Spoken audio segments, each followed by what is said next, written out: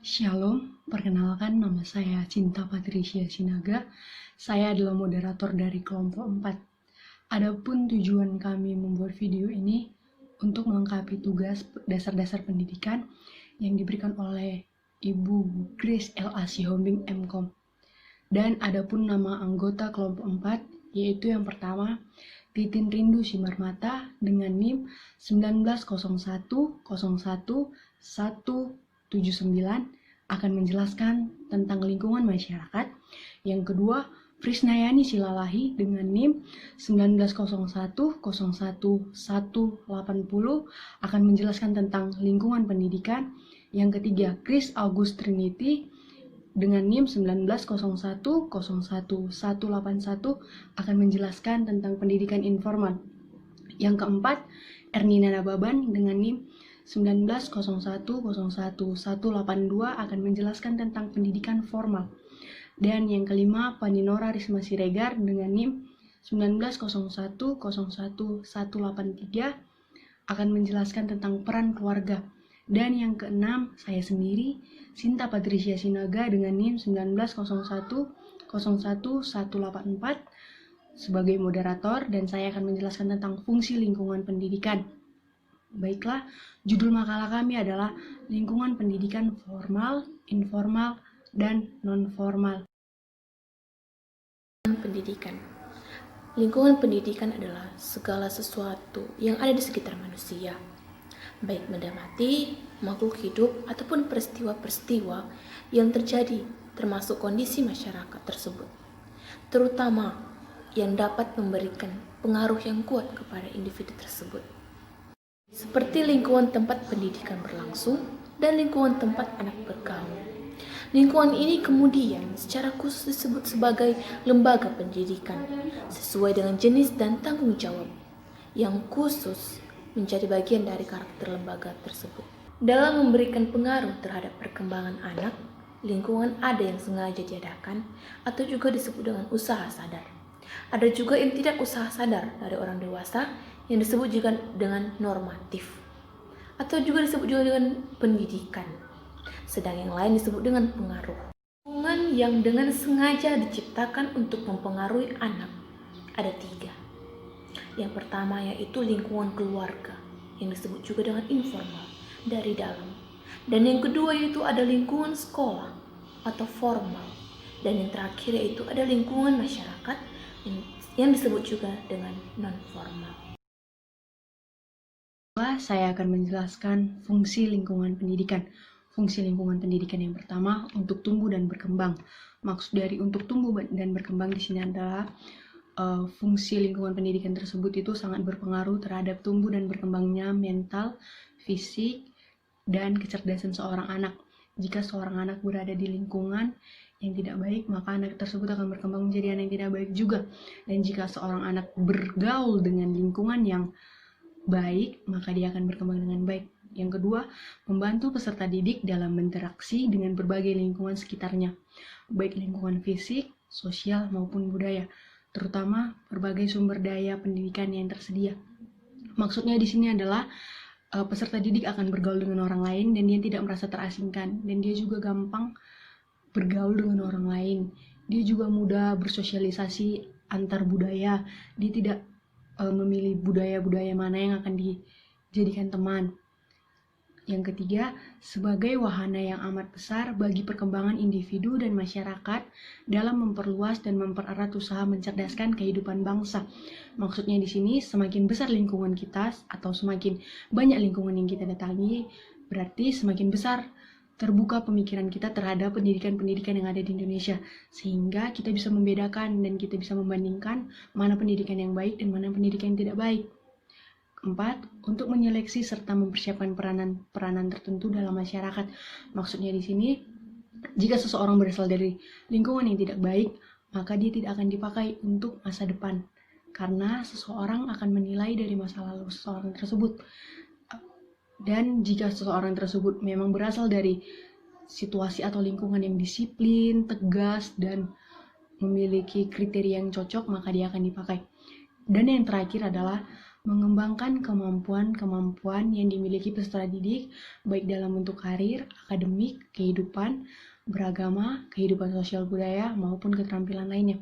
Maksudnya di sini, jika seorang peserta didik dipindahkan lingkungan, maka dia akan membentuk karirnya sendiri. Dia akan menentukan apa sih karir yang cocok di lingkungan di sini, dan akademik apa yang pantas untuk dia pertunjukkan. Kehidupan beragama, dia pasti akan lebih terbuka kepada agama-agama yang lain. Kehidupan sosial budaya, dia lebih menerima budaya-budaya orang lain, maupun keterampilan lainnya. Dia akan mengembangkan keterampilan yang ada dalam dirinya. Sekian dan terima kasih. Untuk selanjutnya, ragam bentuk lingkungan pendidikan. Yang pertama, pendidikan informal. Lingkungan pendidikan adalah tempat memperoleh pendidikan, baik secara langsung ataupun tidak langsung. Oleh karena itu, pendidikan bersifat sosial dan material. Ki Hajar Dewantoro membagi 3 lingkungan pendidikan. Yang pertama itu pendidikan informal atau keluarga. Pendidikan yang diperoleh seseorang dengan pengalaman sehari-hari, dengan sadar ataupun tidak sadar, sejak ia lahir sampai ia mati, di dalam keluarga dan di lingkungan sehari-hari. Pendidikan informal ini meliputi pendidikan secara langsung yang berkaitan dengan pribadi anak itu sendiri, dengan pergaulannya, baik di lingkungan terbuka maupun di lingkungan tertutup. Saat sang bayi, guru berbicara pertama, guru bernyanyi pertama adalah seorang ibu. Sebelum anak mengenal sekolah, bahkan masih dalam masa haha elibris atau selalu ingin bertanya, peranan orang tua lah yang sangat penting. Pendidikan informal akan menjadi dasar yang akan membentuk kebiasaan, watak, dan perilaku seseorang di masa depan. Shalom, saya dari kelompok 4 dan saya akan menjelaskan apa itu pendidikan informal dalam peran keluarga. Orang tua dan anak sebagai komponen sistem utama keluarga merupakan suatu kesatuan dalam mencapai tujuan keluarga, membawa dampak terhadap semakin lemahnya kontrol keluarga luas dan menguatnya kedudukan keluarga inti dalam konstelasi kehidupan keluarga masa kini. Maka, diskursus mengenai keluarga inti menjadi penting dilakukan. Adapun fungsi pendidikan informal yaitu 1. Mengembangkan potensi peserta didik dengan penekanan pada penguasaan pengetahuan dan keterampilan fungsional. 2. Pengembangan sikap dan kepribadian profesional. Dan juga saya akan sebutkan apa-apa saja jenis pendidikan informal, seperti agama, budi pekerti, etika, sopan santun, moral, sosialisasi. Contoh yang bisa saya ambil dari pendidikan informal melalui keluarga adalah setiap anak-anak pertama kali menerima pendidikan itu adalah di keluarga atau di rumah. Dan di situ setiap anak-anak dibentuk dan dibimbing oleh orang tua, mulai dari sopan santun kepada orang lain, mengajarkan agama kepada anak-anak, bersosialisasi, dan membentuk moral si anak dalam berkomunikasi kepada orang lain. Jadi, jika anak sering temperamental atau mudah marah, di situ kita bisa lihat bahwa cara orang tuanya mendidik si anak sangat keras dan sering marah-marah kepada anak tersebut. Karena anak-anak sering mengikuti atau meniru sikap yang dilakukan orang tua kepada anak tersebut, dan anak tersebut pun akan mengikuti apa yang dilakukan orang tuanya, maka tercerminlah di dalam dirinya bahwasannya orang tuanya sering mendidik dia dengan sangat keras tanpa tahu mental anak-anak tersebut seperti apa. Selanjutnya yaitu pendidikan formal atau sekolah, di mana pendidikan formal yaitu kegiatan yang sistematis, berstruktur, bertingkat dimulai dari SD sampai dengan perguruan tinggi dan yang staraf dengannya. Termasuk di dalamnya adalah kegiatan studi yang berorientasi akademis dan umum, program spesialisasi, dan latihan profesional yang dilaksanakan dalam waktu yang terus-menerus. Di sini ada beberapa karakteristik dari pendidikan formal, yaitu 1. Mempunyai kurikulum yang sangat jelas. 2. Memiliki syarat dan ketentuan tertentu untuk para peserta didik. 3. Materi yang diberikan tenaga pengajar saat mengajar memiliki sifat akademis. Yang keempat yaitu proses dari pendidikan formal cukup lama. Dan ada juga beberapa manfaat dan fungsi pembelajaran formal, yaitu 1. Melatih kemampuan akademis anak. Yang kedua, memperkuat fisik, mental, dan disiplin anak. Yang ketiga yaitu memperkenalkan tanggung jawab kepada anak. Yang keempat yaitu sebagai identitas diri. Dan yang terakhir, sarana mengembangkan diri dan kreativitas. Pendidikan non formal atau lingkungan masyarakat. Pendidikan non formal mempunyai fungsi membelajarkan individu atau kelompok agar mampu memberdayakan dan mengembangkan dirinya sehingga mau beradaptasi terhadap perubahan dan perkembangan zaman. Pembelajaran pendidikan non formal sangat beragam, yaitu 1. Pendidikan kecakapan hidup, maksudnya salah satu program pendidikan non formal yang memiliki peran penting dalam rangka membekali warga belajar agar dapat hidup secara mandiri. Yang kedua, pendidikan anak usia dini, yaitu jenjang pendidikan sebelum jenjang pendidikan dasar yang merupakan upaya pembinaan yang ditunjukkan bagi anak. Yang ketiga, pendidikan kepemudaan, pendidikan yang diselenggarakan untuk mempersiapkan kader kepemimpinan bangsa seperti organisasi pemuda. Yang keempat, pendidikan kesejahteraan, yaitu pendidikan non formal yang mencakup program paket A, B, C dengan penekanan pada penguasaan pengetahuan. Yang kelima, pendidikan pemberdayaan perempuan. Yang keenam, pendidikan keterampilan, pelatihan kerja, serta pendidikan lainnya yang ditunjukkan untuk mengembangkan kemampuan peserta didik maupun masyarakat.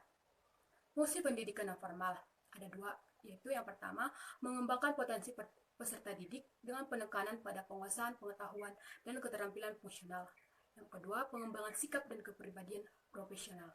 Jenis pendidikan non formal ada 5. 1. Pendidikan anak usia dini. Yang kedua, pendidikan kepemudaan. Yang ketiga, pendidikan pemberdayaan perempuan. Yang keempat, pendidikan keaksaraan. Yang kelima, pendidikan keterampilan.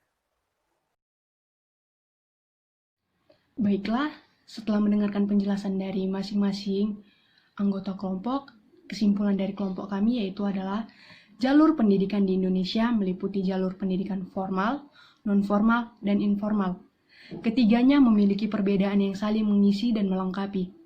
Seperti sudah dijelaskan, bahwa jalur pendidikan adalah wahana yang dilalui peserta didik untuk mengembangkan potensi diri dalam suatu proses pendidikan yang sesuai dengan tujuan pendidikan. Karenanya, pemerintah mengundangkan jalur pendidikan agar pendidikan di Indonesia menjadi lebih berkembang dan makin maju. Pemerintah menggagas jalur pendidikan ini karena sistem pendidikan nasional adalah keseluruhan komponen pendidikan yang saling terkait secara terpadu untuk mencapai tujuan pendidikan nasional, di mana yang menjadi peserta didik adalah anggota masyarakat yang berusaha mengembangkan potensi diri melalui proses pembelajaran yang tersedia pada jalur, jenjang, dan jenis pendidikan tertentu. Tenaga kependidikan adalah anggota masyarakat yang mengabdikan diri dan diangkat untuk menunjang penyelenggaraan pendidikan, dan pendidik adalah tenaga pendidikan yang berkualitas sebagai guru, dosen, konselor, pamong belajar, bidiai suara, tutor, instruktur, fasilitator, dan sebutan lain sesuai dengan kekhususannya, serta berpartisipasi dalam menyelenggarakan pendidikan. Demikianlah kesimpulan dari seluruh penjelasan yang telah diberikan oleh anggota kelompok. Jika ada kesalahan dalam video kami mohon maaf dan semoga dimaklumi. Sekian dan terima kasih. Shalom.